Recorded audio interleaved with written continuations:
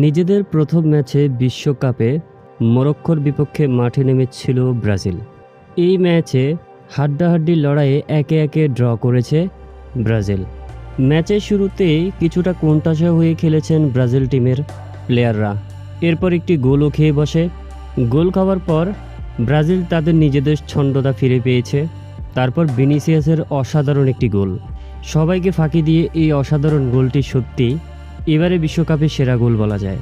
এই ম্যাচেও ছিলেন না নেইমার জুনিয়র, তবে মাঠে তার সতীর্থদেরকে তিনি হাততালি দিয়ে সাপোর্ট করে গিয়েছেন। তাই তো ম্যাচ শেষে ভিনিসিয়াস জুনিয়র বলেন, ম্যাচটি আমাদের জন্য কঠিন ছিল। যদি নেইমার জুনিয়র খেলতে পারতেন তাহলে হয়তো আমাদের জন্য কাজটা সহজ হয়ে যেত এবং আমরা জয় পেতাম। তবে সে মাঠে থাকায় আমরা আত্মবিশ্বাস ফিরে পেয়েছি। আশা করছি আমরা সামনের ম্যাচগুলো জয় নিয়ে মাঠ ছাড়ব। ম্যাচ শেষে এমন কথাই বলেছেন ভিনিসিয়াস জুনিয়র।